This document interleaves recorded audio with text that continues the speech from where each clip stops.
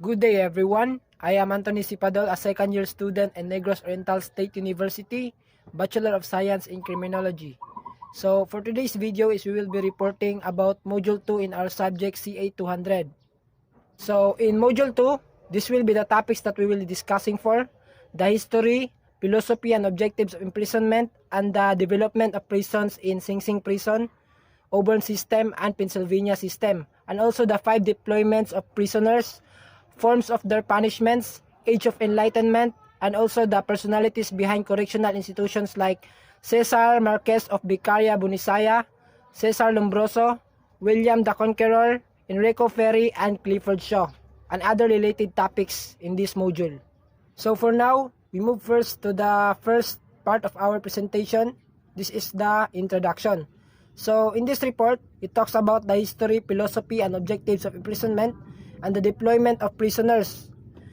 These are Sing Sing Prison, Auburn System, and Pennsylvania System. And also, we discussed the 5 deployment of prisoners, the form of their punishment, about age of enlightenment. The enlightenment include a range of ideas centered on the value of human happiness and pursuit of knowledge obtained by means of reason and the evidence of senses, and ideals such as liberty, programs, toleration, fraternity, constitutional government, and separation of church and state. So, the most influential personalities behind correctional institutions, these are Cesar Marquez of Bunisaya, Cesar Lombroso, William the Conqueror, Enrico Ferri, and Clifford Shaw, and talks about their early lives, their careers, and other information about them. And also, we discussed the prison competition between Pennsylvania System and Auburn System, their prison rules, and the other related topics about this module, and also discuss to this report. So before we proceed in our reporting, this will be the objectives or learning that you can get when we are discussing the topics in our module 2. So these are the objectives. So first, expand our learnings about the old style of prisons, knows the history, philosophy, and objectives of imprisonment, especially in Sing Sing Prison, Auburn System, and also in Pennsylvania System. Learn about the 5 deployment of prisons and the old forms of punishment. Learn about age of enlightenment. Knows the personalities behind correctional institutions. Understand about the old prison rules. And also knows the early lives, career of those personalities who involve correctional institutions. So for now, we move first to our first topic in this module about Sing Sing Prison. So, Sing Sing Prison is one of the most oldest prison in the United States. This was located in Ossining, New York. So, Sing Sing, in full, Sing Sing Correctional Facility, a maximum security prison located in Ossining, New York, in use since 1826. It is one of the most oldest penal institutions to the United States. It is also among the most well-known in the country, especially notable for its harsh conditions in the 19th and 20th centuries. Sing Sing Prison also on the Hudson River of Ossining, New York, originally known as the Mount Pleasant Prison. It was constructed in the village of Sing Sing on the east bank of the Hudson River, some 30 miles 48 kilometers north of New York City. It was designed to provide additional prison space and to replace Newgate Prison. So, ang ngalan niya ni sa una is Newgate Prison before siya nahimog Sing Sing Prison. So, construction was undertaken in 1825 by convict laborer under the supervision of Elan Lentz, warden of Auburn State Prison. He officially became head of the new prison when it opened in 1826. Though it was not completed until 1828, the initial facility had 800 cells. The prison population rose in the mid-19th century, resulting in more construction. The 4-story complex was soon 6 stories, and the prison eventually housed more than 1,600 inmates because most of the early convicted criminals traveled by boat to Sing Sing. The praise up the river came to mean going to prison. So, one of the notable visitors to the prison was Alexis de Tocqueville, the author of Democracy in America. The French government sent him and Gustave de Beaumont to the United States in 1831 to gather information about the American penal system. The two men were amazed at the total subjugation under which prisoners worked and the administrative power the warden wielded at Sing Sing. Sing Sing was also the site of reforms and affected the national penal system. Reformer Thomas Mott Absorn, who developed his penology theories while voluntarily incarcerated for a year at Auburn, served as Sing Sing warden in 1914, 1915, and also in 1916. But his immediate sweeping changes were assailed and he resigned under intense political pressure. During his tenure, however, the first psychological work with inmates began. More reforms were instituted under Lewis Edward Laus, who served as warden from 1920 to 1941. He notably improved the living conditions within the prison and allowed inmates to participate in sports. So, mas ni-popular jud ang warden nga si Lewis Edward because siya may nag-improve sa sulod sa prison. So, sa mga inmates nga naay good living conditions. And also, iyang siya po'y nagpa-give og strength sa mga inmates nga moapil sa mga recreational activities or to participate in sports. Now we move to the Sing Sing prison cell. So as you can see in the presentation, this is the picture inside the prison in Sing Sing prison cell. So a cell at Sing Sing prison Ossining, New York in 1910 to 15, Library of Congress, Washington DC. In 1901, the residents of Sing Sing village changed its name to Ossining. They wanted to distance, if not disassociate, the town from the notorious prison. For that same reason, in 1970, the state renamed the prison Ossining Correctional Facility. So, in 1901, ang residents sa Sing Sing prison is nag-decide sila na i-change ang Sing Sing prison cell into Ossining Correctional Facility. So, for now, we move to the Sing Sing prison different programs and activities. But first is I will be reading it, but later on is I will be explaining it one by one. So first is alcohol and substance abuse treatment programs, anger management programs, educational vocational programs, facility development programs, guidance and counseling services, library and law library services, recreational programs, religious service, sex offender treatment programs and temporary release programs, trauma programs, transitional services programs, veteran services, and volunteer services and programs. So, first is alcohol and substance abuse treatment programs. So, muna siya programa or programs nga naghatag or nag-give og treatment especially sa mga inmate nga nagsuffer og addiction sa drugs or alcohol. So, second is anger management program. So, kani nga programs kay mo ni sila ga-help sa mga inmates nga on how to control their temper or self sa sulod sa prisuhan or in society. Then third is educational vocational programs. So kani is at kaning mintas na sila sulod sa prisuhan, at least naslay na antiguhan nga knowledge or kaning knowledge or trabaho nga angay nilang mahibalan. Example ani is kanang nasulod sa prisuhan is maghimo sila different products nga pwede nilang ibaligya para maka-income sila sulod sa prisuhan. So four is facility development program. So ang involved ani is lagmit kanang mga staff sa facility or sa prisuhan nga magmeeting sila on how to improve or develop their facility into good condition para sa mga inmates sa sulod. So next is guidance and counseling services. So kaning guidance and counseling services is mo ni sila programs nga mo give og advice or mo teach sa mga inmates nga unsaon nila pagdala ilang kaugalingon, especially on how to live good, especially in the society in the future, especially kanang makagawas na sila sa prisuhan. Next is library and law library services. So ang involved ani is kaning mga lawyers.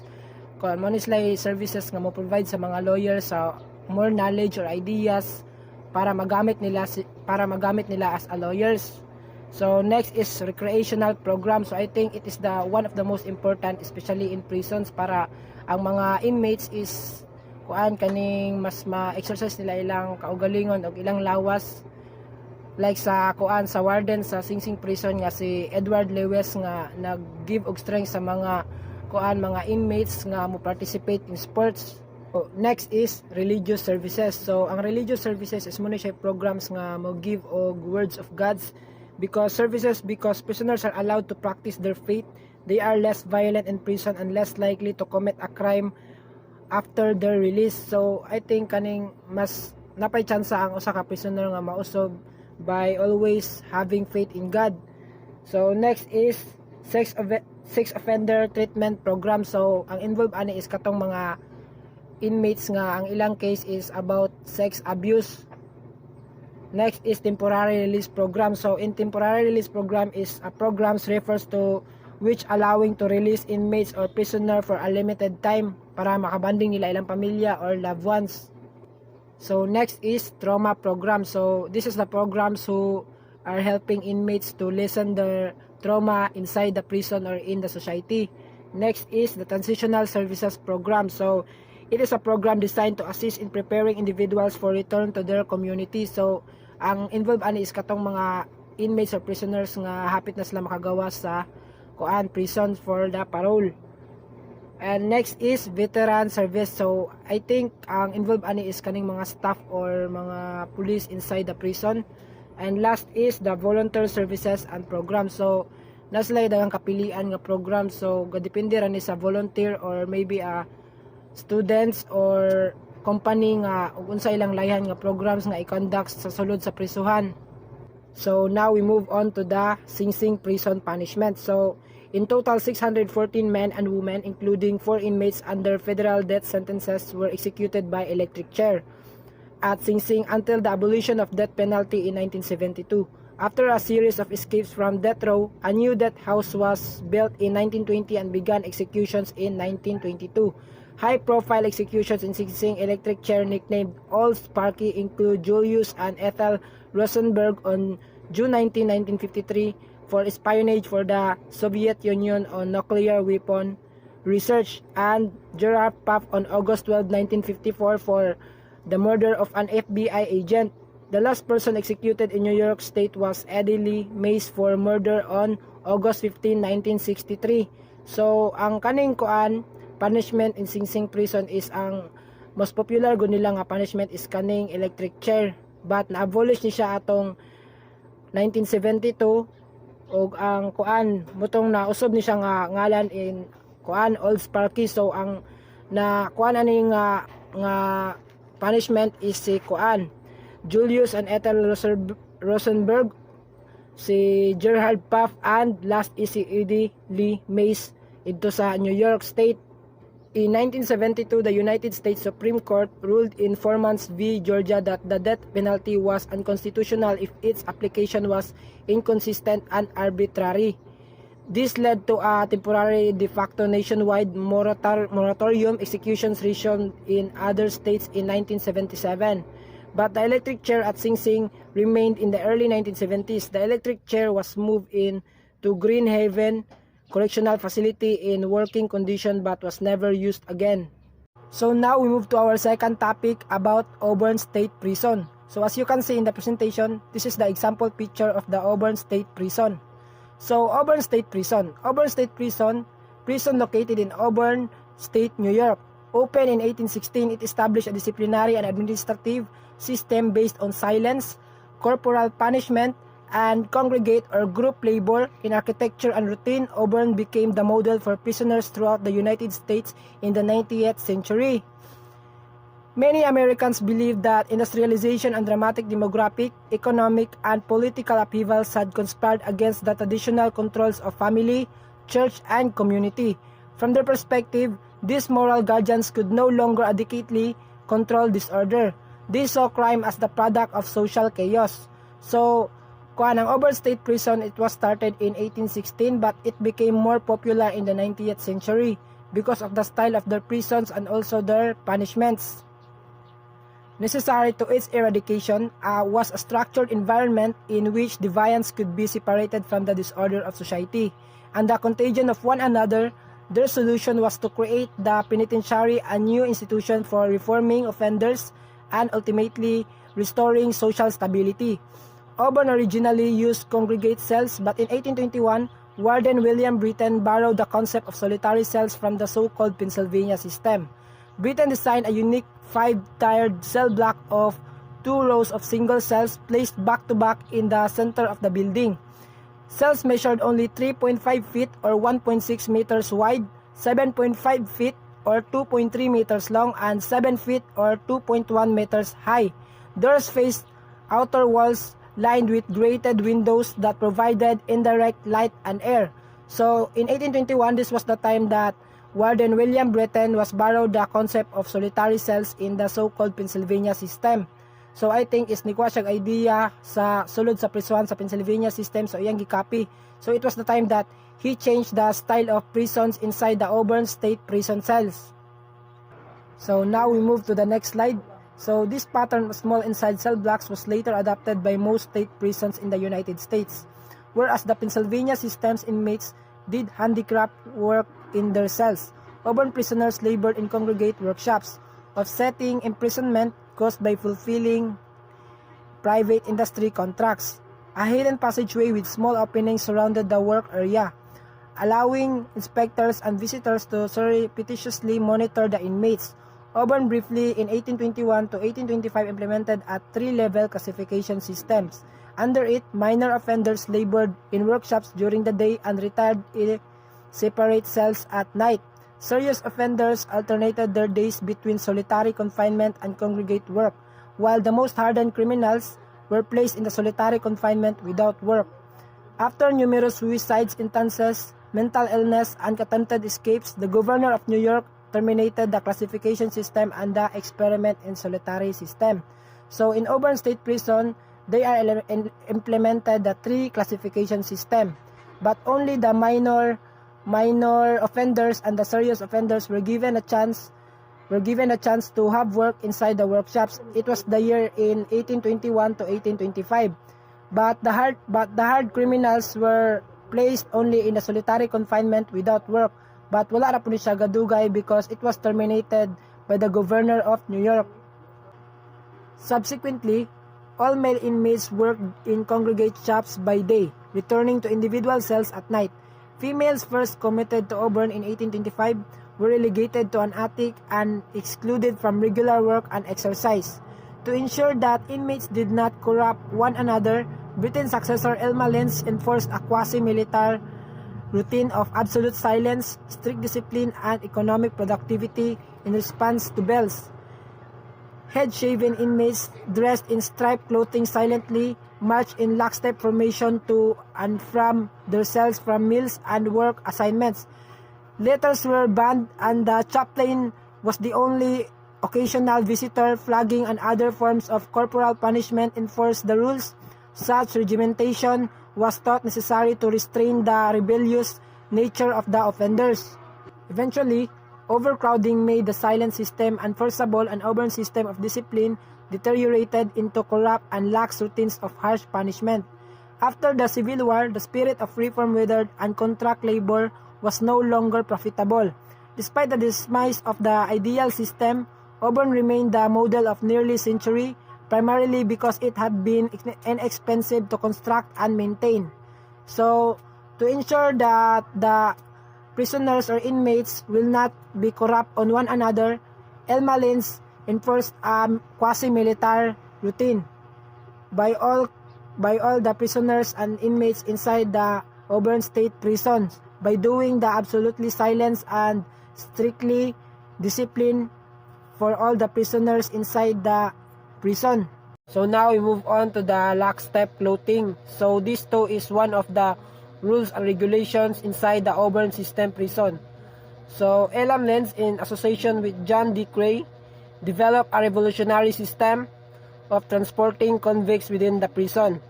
The prisoners marched in unison and locked their arms to the convict in front of them. The prisoners had to look to one side and were not allowed to look at guards or other inmates. The clothing at the prison was a grayish material with horizontal stripes. Next slide is Auburn punishment. In 1821, a new principal keeper, Elam Lenz, was appointed to run the prison. He believed in the disciplinary power of the lash and used flogging to punish even minor infractions. In 1839, a prisoner died from neglect and overflogging. The Committee of Auburn and other staff members of the Auburn Theology Seminary petitioned to bring the issue of the punishments to the state government. The law stated that 6 blows on the naked back with the cat or 6-stranded whip was the most punishment that could be assigned for any one offense. While in 1846, another meeting was congregated to abolish the use of whips, flagellation could only be used for riots or severe cases. When whipping was prohibited, guards and keepers saw new ways to punish the disorderly. The shower bath consisted of a barrel about 4.5 feet high with discharge tube at the bottom. The prisoner was stripped naked, bound hand and foot, with wooden collar around his neck to prevent him moving his head. The barrel with the inmate inside was placed directly under an outlet pipe where water, sometimes ice, would pour down. Another form of punishment was the yoke. The yoke used iron bars around the neck and arms of the prisoners. So for those that I mentioned a while ago is the different kinds of punishments and rules inside the Auburn State prisons. So now we move on to our next topic about Pennsylvania system. So as you can see in the presentation, this is the picture inside the Pennsylvania State Prison. So Pennsylvania system. Pennsylvania system, penal method based on the principle that solitary confinement fosters penitence and encourages reformation. The idea was advocated by the Philadelphia Society for Alleviating the Miseries of Public Prisons, whose most active members were Quakers. While in 1829, the Eastern State Penitentiary on Cherry Hill in Philadelphia applied the so-called separate philosophy, and prisoners were kept in solitary confinement in cells 16 feet high, nearly 8 feet long, and 7.5 feet wide, or 4.9 by 3.7 by 2.3 meters. An exercise yard completely enclosed to prevent contact among prisoners was attached to each cell. Prisoners saw no one except institution officers and an occasional visitor. The Pennsylvania system was an early prison system requiring inmate silence, individual cells, and inmate labor in those cells. This is where the Eastern Penitentiary came from, which is a prison facility designed on the Pennsylvania system with rows of individual cells attached to corridors and outside cells. This prison was built like a square wheel with the cell blocks arranged like spokes around the hub or central rotundas. The routine at Eastern was solitary confinement, silence, and labor in outside cells. Solitary penitence, however, was soon modified to include the performance of work such as showmaking or weaving. The Pennsylvania system spread until it predominated in European prisons. Critics in the United States argued that it was too costly and had deleterious effects on the minds of all the prisoners inside the Pennsylvania system. So by the year 1829, it was the time that Eastern State Penitentiary applied the so-called separate philosophy, and also this was the time that all prisoners or inmates inside the prison is allowed to have work. Example of this is by making a shoes or weaving for them to have income or money inside the prisons. So now we move on to the outside cell. So outside cell is a cell inside the Pennsylvania system. So what is outside cell? So outside cell is a prison cells attached to a corridor with the back of the cell extending outward toward a peripheral wall. So now we move on to the next slide about solitary confinement. So what is solitary confinement? So a solitary confinement is a form of imprisonment distinguished by living in single cells with little or no meaningful contact with other inmates. Strict measures to control contraband and the use of additional security measures and equipment. It's specifically designed for disruptive inmates who are security risks to other inmates. The prison staff or the prison itself, but can also be used as a measure of protection for inmates whose safety is threatened by other inmates or as a form of disciplinary punishment. According to a 2017 review study, a robust scientific literature has established the negative psychological effects of solitary confinement, leading to an emerging consensus among correctional as well as professional mental health, legal, and human rights organizations to drastically limit the use of solitary confinement, while the United Nations considers solitary confinement exceeding in 15 days to be torture. So it says that a solitary confinement is a punishment inside the prisons, especially for those inmates nga nakakommit og crime or sala. Example ani is nakapatay siya sa iyang kauban ra pod nga inmates, then possible jud siya nga masulod siya sa solitary confinement nga siya ra usa. So ang labing taas ani niya is 15 days, depende sa sala nga imong nabuhat sulod sa prisuhan. So now we move on to the next slide about history of solitary confinement. So the practice of solitary confinement traces its origins back to the 19th century when Quakers in Pennsylvania used this method as a substitution for public punishments. So first yun ang nigamit og solitary confinement is in Pennsylvania in 19th century. This research surrounding the possible psychological and psychological effects of solitary confinement dates back to the 1830s, when the new prison discipline of separate confinement was introduced, or the Eastern State Penitentiary in Philadelphia in 1829. Commentators attributed the high rates of mental breakdown to the system of isolating prisoners in their cells. Charles Dickens, who visited the Philadelphia Penitentiary during his travels to America, describes the slow and daily tampering with the mysteries of the brain in the immeasurably worse than any torture of the body. Prison records was the Denmark Institute in 1870 to 1920 indicate that staff noticed inmates were exhibiting signs of mental illness while in isolation, revealing that the persistent problem has been around for decades. In the 20th century, Scandinavian countries such as Denmark have extensively used solitary confinement for usa ang Denmark nga ni-used og solitary confinement in early centuries. In pre-trial detention, which the stated goal of preventing them from interfering in the investigation, Norwegian mass murderer Anders Breivik was held in solitary confinement, partly to protect him from other inmates.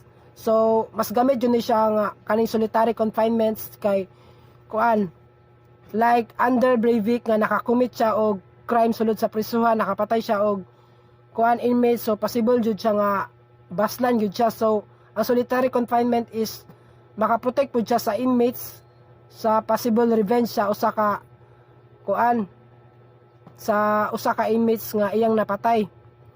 So partly to protect him from other inmates. However, his complaint was partially upheld by the European Court of Human Rights in 2016.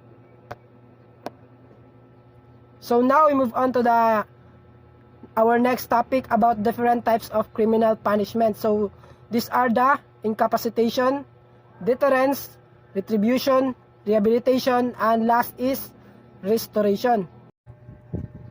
So first is incapacitation. So incapacitation, this is another ancient approach that remains popular. Incapacitation simply means removing a person from society.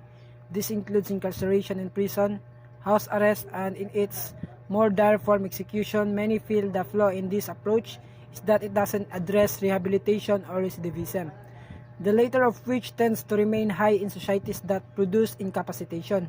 So incapacitation, it means that they will bring or send that offender into the prison so that they can protect the society for preventing future crimes. So next is deterrence. So deterrence aims to prevent future crimes and can focus on specific and general deterrence. Specific deterrence deals with making an individual less likely to commit a future crime because of fear of getting a similar or worse punishment. General deterrence refers to the impact on members of the public who become less likely to commit a crime after learning of the punishment another person's experience. So it simply means that they are aiming to prevent future crimes, like criminals that has many involvement in crimes. So they punish this person so that he or she will not commit that crime again. So third is retribution. So retribution, this is one of the first forms of punishment, essentially the idea of an eye for an eye. Those who favor retribution believe it gives the victims of crime or society as a whole a sense of satisfaction, knowing a criminal received the appropriate level of punishment for the crime committed. Lawmakers face the task of determining these appropriate levels of punishment, which can range from spending ticket fine amounts to mandatory sentence for certain crimes. So retribution defined as something done to get back of someone or the act of punishing someone for their actions, like death penalty. So now we move on to rehabilitation. So rehabilitation seeks to prevent future crime by altering a criminal behavior. This typically includes offering a host of programs while in prison, including educational and vocational programs, treatment center placement, and mental health counseling. This approach also typically gives judges the flexibility to mix in rehabilitation programs as part of a criminal sentencing. The goal is to lower the rate of recidivism, or people committing another crime after getting released from prison. So rehabilitation, this is the action of restoring someone to normal life through training and treatment, especially after imprisonment. So last is restoration. So restoration, this new approach to criminal justice calls for the offender to make direct amends to the victim of the crime as well as the community where the crime occurred. Judges use this approach mostly with juvenile offenders. In this approach, the criminal and the victim meet so that the offender can hear what the victim says about their experience with the crime committed. The offender then strives to make amends and seek forgiveness. So in restoration, the offenders and victims were given a chance to meet each other to talk about that, what is the exactly cause of that happening of that crime. So now we move on to our next topic about Age of Enlightenment. So Age of Enlightenment was an intellectual and philosophical movement that dominated Europe in 17th and 18th centuries with global influences and effects. The Enlightenment included a range of ideas centered on the value of human happiness, the pursuit of knowledge obtained by means of reason, and the evidence of sense, and ideals such as liberty, progress, toleration, fraternity, constitutional government, and separation of church and state. So the Enlightenment has its roots in a European intellectual and scholarly movement known as Renaissance humanism, and was also preceded by the scientific revolution and the work of Francis Bacon. Among others, some date at the beginning of the Enlightenment back to the publication of René Descartes' Discourse on the Method in 1637, featuring his famous dictum cogito ergo sum, I think therefore I am. Others cite the publication of Isaac Newton. So Principia Mathematica in 1687 as the culmination of the scientific revolution and the beginning of the Enlightenment. European historians traditionally date its beginning with the death of Louis on France in 1715 and its end with the 1789. So outbreak of the French Revolution, many historians now date the end of the Enlightenment as the start of the 19th century, with the latest proposed year being the death of Immanuel Kant in 1804. So, philosophers and scientists of the period widely circulated their ideas through meetings at scientific academies, Masonic lodges, literary salons, coffee houses, and in printed books, journals, and pamphlets. The ideas of Enlightenment undermined the authority of monarchy and the Catholic Church and paved the way of the political revolutions of the 18th and 19th century. So, a variety of 19th century movements including liberalism, communism, and neoclassicism traced their intellectual heritage to the Enlightenment. So now let's move on to the personalities that is a big contributions in Age of Enlightenment. So first is René Descartes. So René Descartes' rationalist philosophy laid the foundation for Enlightenment thinking. His attempt to construct the science on a secure metaphysical foundation was not as successful as his method of doubt applied in philosophic areas, leading to a dualistic doctrine of mind and matter. Also, his skepticism was refined by John Locke's essay concerning human understanding in 1960, and David Hume's writings in the 1740s, his dualism was challenged by Spinoza's uncompromising assertion of the unity of matter in his Tractatus in 1670 and Ethics in 1677. And also, according to Jonathan Israel, this laid down to two distinct lines of enlightenment thought. First, the moderate variety following Descartes, Locke, and Christian Wolff, which saw accommodation between reform and the traditional systems of power, faith, and second is the radical enlightenment inspired by the philosophy of Spinoza advocating democracy. So, individual liberty, freedom of expression, and eradication of religious authority. The moderate variety tended to be deistic, whereas the radical tendency separated the basis of morality entirely from theology. So both lines of thought were eventually opposed by a conservative counter-enlightenment which saw a return to faith. So we all know that René Descartes' rationalist system philosophy is one of the pillars on which the Enlightenment threw rest. Second is Immanuel Kant in 1724 to 1804. He tried to reconcile rationalism and religious belief, individual freedom, and political authority, as well as map out of view of the public sphere through private and public reason. Kant's work continued to shape German thought and indeed all of the European philosophy well into the 20th century. So, Kant asserted that because of the limitations of argumentation in the absence of irrefutable evidence, no one could really know whether there is a God and a afterlife or not. For the sake of morality and as a ground for reason, Kant asserted people are justified to believing in God even though they could never know God's presence empirically. So, he is, I think, one of the foremost thinkers of the Enlightenment, that his comprehensive and systematic work is all about of theory about education or knowledge.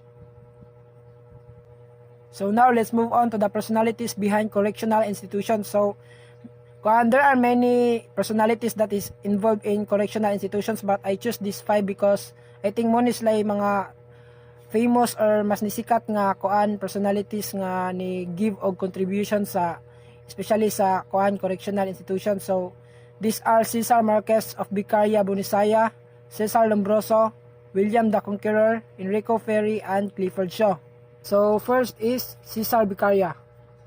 So he was an Italian criminologist, jurist, philosopher, economist, and politician who is widely considered one of the most greatest thinkers of the Age of Enlightenment. He is well remembered for his treatise on crimes and punishments in 1764, which he condemned torture and the death penalty and was a founding work in the field of penology and the classical school of criminology. So siya may founder aning death penalty. So Beccaria is considered the father of modern criminal law and the father of criminal justice. So Beccaria, Crimes and Punishment. So Beccaria was best known for his book on crimes and punishment in 1764 with the encouragement of Pietro Verri. Beccaria published a brief but celebrated treatise on crimes and punishments. Some background information was provided by Pietro, who was writing a text on the history of torture, and Alessandro Verri, a Milan prison official who had first-hand experience of the prison appalling conditions in this essay. Beccaria reflected the convictions of his friends in the coffee house group who saw reform through Enlightenment discourse. So, Beccaria treatise marked the high point of the Milan Enlightenment. In it, Beccaria put forth some of the first modern arguments against the death penalty. His treatise was also the first full work of penology advocating reform of the criminal law system. So, the book was the first full-scale work to tackle criminal reform and to suggest that criminal justice should conform to rational principles. It is a less theoretical work than the writings of Hugo Grotius, Samuel von Pufendorf, and other comparable thinkers, and as much a work of advocacy as of this theory. So next is Cesar Lombroso. So he is an Italian criminologist, penologist, physician, and founder of the Italian School of Positivist Criminology. Lombroso rejected the established classical school, which held that crime was a characteristic trait of human nature, instead using concepts drawn from physiognomy, degeneration theory, psychiatry, and social Darwinism.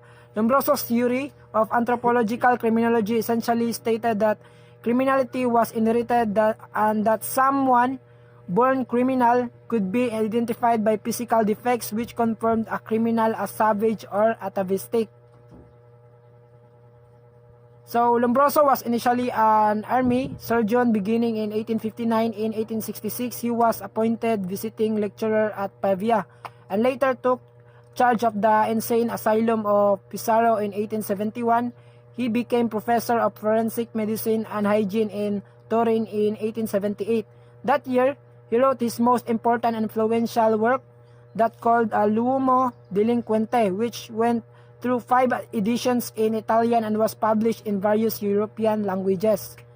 So, 3 of his works had been translated into English by 1900s, he including a partial translation of The Female Offender published in 1895 and read in August of that year by the late 19th century English novelist George Gissing. Lombroso later became professor of psychiatry in 1896 and criminal anthropology in 1906 at the same university. So now we move on to his concept of criminal atavism. So Lombroso's general theory suggested that criminals are distinguished from non-criminals by multiple physical anomalies. He postulated that criminals represented a reversion to a primitive or subhuman type of person characterized by physical features reminiscent of apes, lower primates, and early humans, and to some extent preserved. He said, in modern savages, the behavior of these biological throwbacks will inevitably be contrary to the rules and expectations of modern civilized society. So, through the years of post-mortem examinations and anthropometric studies of criminals, the insane and normal individuals, Lombroso became convinced that the born criminal, Rio Nato, a term given by Ferry, could be anatomically identified by such items as a sloping forehead, ears of unusual size, asymmetry of the face, pagnorism, excessive length of arms, asymmetry of the cranium, and other physical stigmata. Specific criminals such as thieves, rapists, and murderers could be distinguished by specific characteristics, he believed. Lombroso also maintained that criminals had less sensitivity to pain and touch, more acute sight, a lack of moral sense including an absence of remorse, more vanity, impulsiveness, vindictiveness, cruelty, and other manifestations such as a special criminal argot and the excessive use of tattooing. So, Lombroso's research methods were clinical and descriptive with precise details of skull dimensions and other measurements. He did not engage in rigorous statistical comparisons of criminal and non-criminals, although he gave some recognition in his later years to psychological and sociological factors in the etiology of crime. He remained convinced of and identified with criminal anthropometry after he died. His final years, his skull and brain were measured according to his own theories by a colleague as he requested in his will.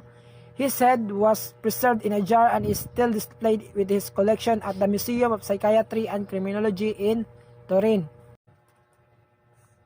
So next is William the Conqueror. So he was the first Norman king of England, reigning from 1066 until his death in 1087. A descendant of Rollo, he was Duke of Normandy from 1035 onward. By 1060, following a long struggle to establish his throne, his hold on Normandy was secure in 1066. Following the death of Edward the Confessor, William invaded England, leading an army of Normans to victory over the Anglo-Saxon forces of Harold Godwinson. At the Battle of Hastings and suppressed subsequent English revolts in what has become known as the Norman Conquest, the rest of his life was marked by struggles to consolidate his hold over England and his continental lands, and by difficulties with his eldest son, Robert Curthose. So, William was the son of the unmarried Duke Robert I of Normandy and his mistress, Herliva.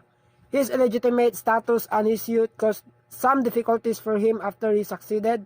His father as did the anarchy which played the first years of his rule during his childhood and adolescence.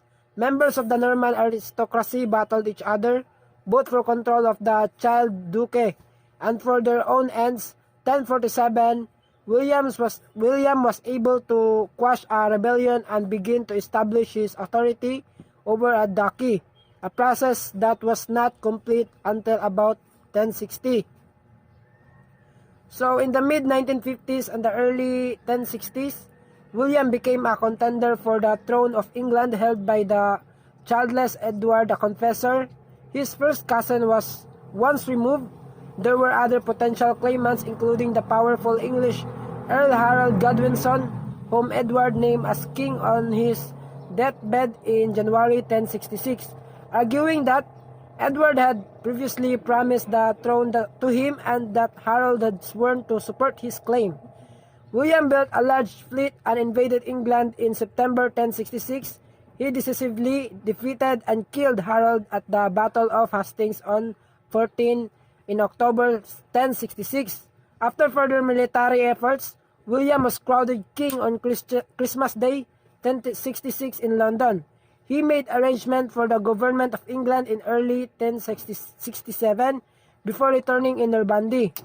Several unsuccessful rebellions followed, but William was mostly secure on England by 1075, allowing him to spend the majority of his reign to continental Europe.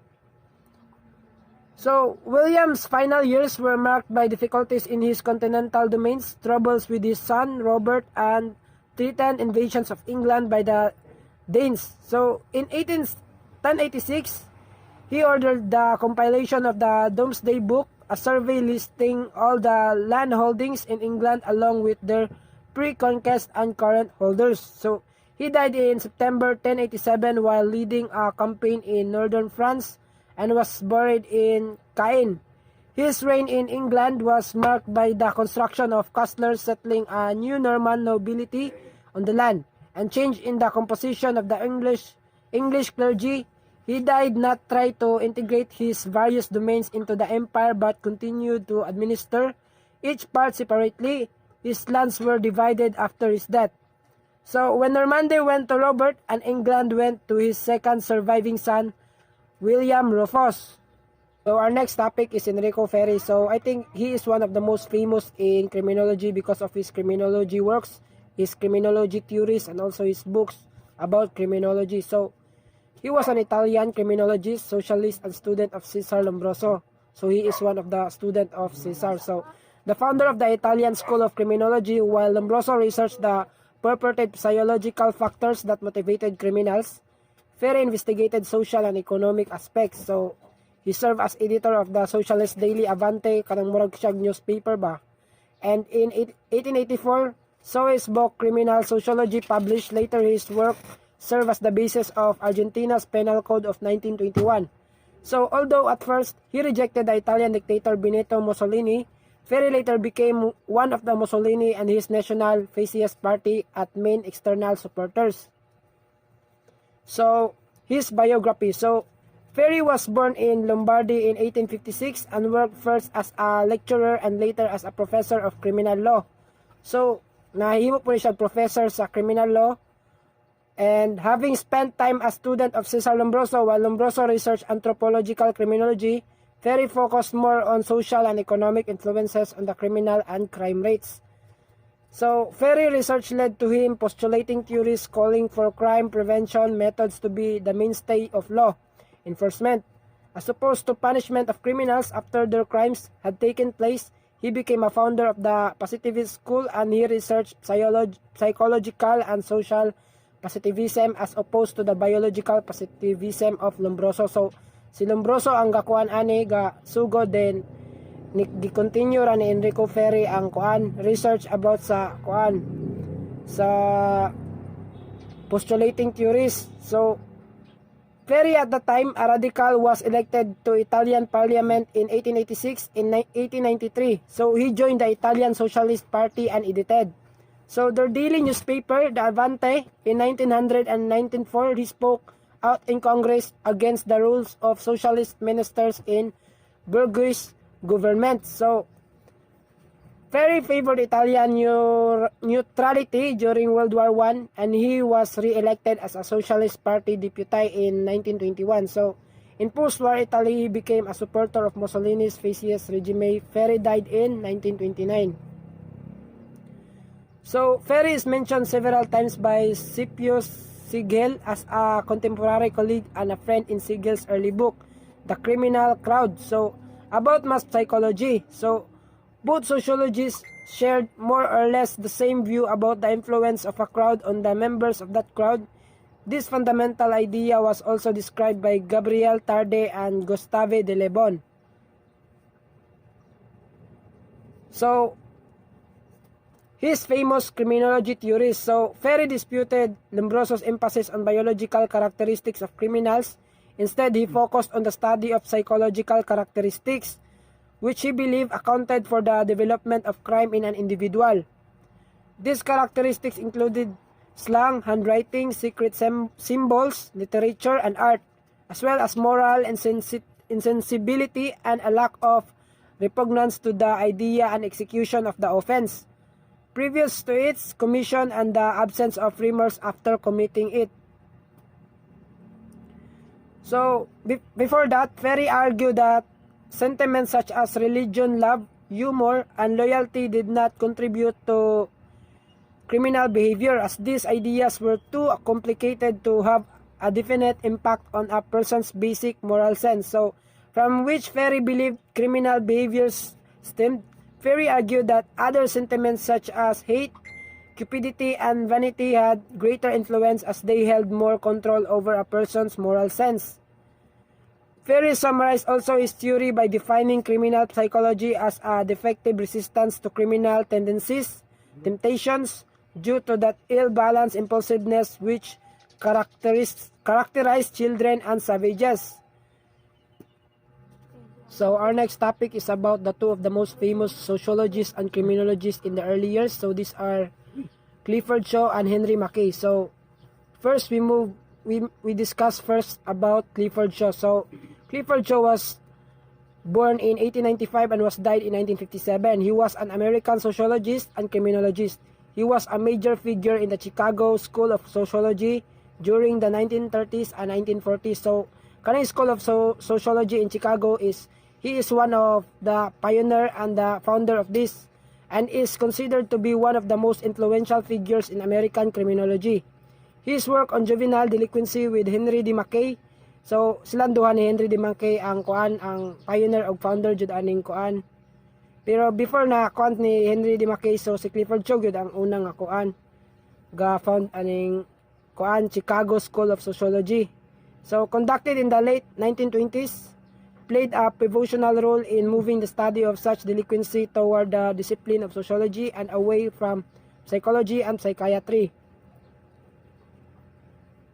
So, Shaw and Mackay's work spanned three general areas: studying geographic variation in rates of juvenile delinquency, the study of autobiographical works by delinquents, and the development of the Chicago Area Project, a delinquency prevention program in the Chicago area. The two studies published by Shaw and Mackay in the 1930s and 1940s were still held in high regard among social scientists in the 1970s. So now let's move on to Henry Mackay. So Henry Donald Mackay was born in 1899 and was died in 1980. He was an American sociologist and criminologist who, along with Clifford Shaw, helped to establish the University of Chicago Sociology Department as the leading program of its kind in the United States. So, he and Shaw were both considered members of the Chicago School of Sociology. He also collaborated with Shaw on two highly influential studies on juvenile delinquency during the 1930s and 1940s. Shaw and Mackay also developed social disorganization theory in a study published in 1942. So now let's move on to our last topic about Chicago School of Criminology. So as you can see in the presentation, this is the picture inside the Chicago School.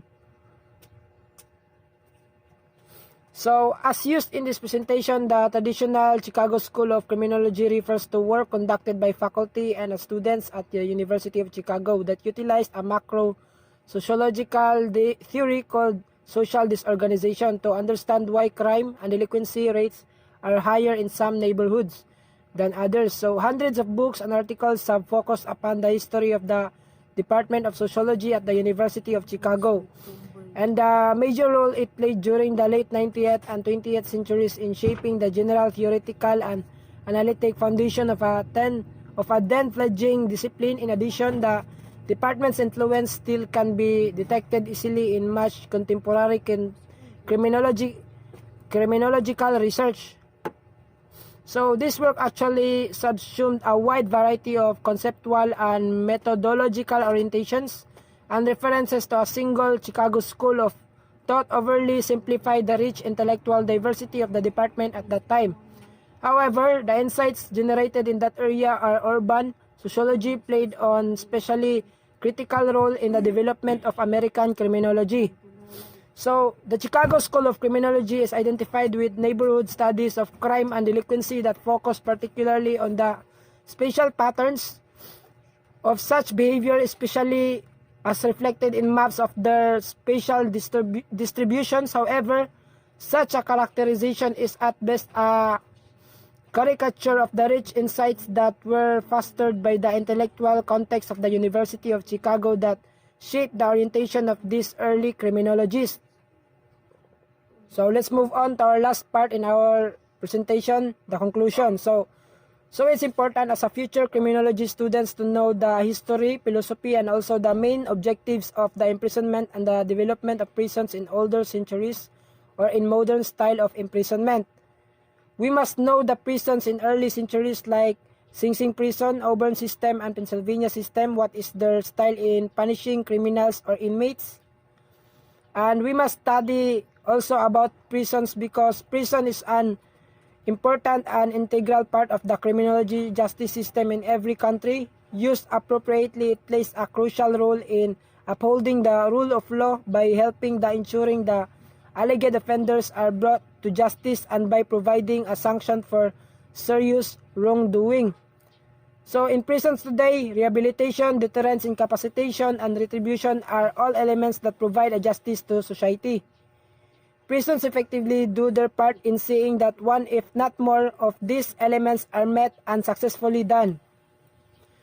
So it's important to us students to know those personalities who involved in our behind correctional institutions like Cesar Beccaria, Cesar Lombroso, Enrico Ferri, Clifford Shaw, William the Conqueror, and many others in criminology fields. So these are the pictures that I used in this presentation.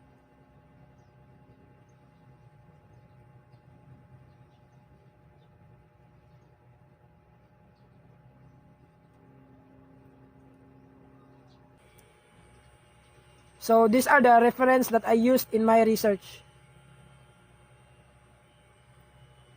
So I think that's all of my report, and thank you for watching and have a good day everyone.